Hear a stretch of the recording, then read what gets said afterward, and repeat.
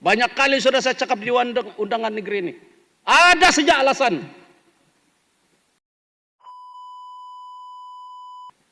Menteri Jekyar baru sampai. Jadi Datuk Speaker, Menteri tolong. Jalan raya ke Kuamut, sekarang ini semua orang-orang ini masih menggunakan lagi bot. Tiada jalan raya. Kos pengangkutan dia besar.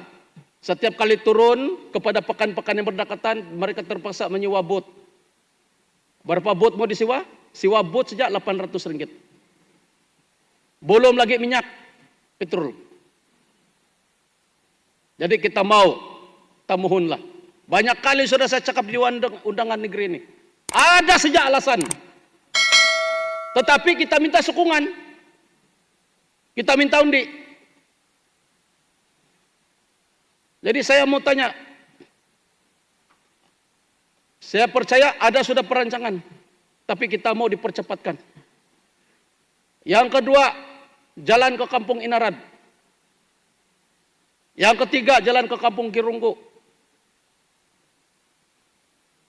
Selain daripada itu, bakalan elektrik ke Kampung Masaum, Kampung Mangkau dan kampung-kampungnya sekitarnya.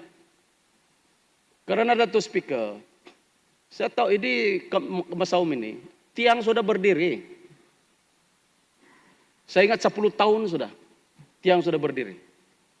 Tapi elektrik belum ada.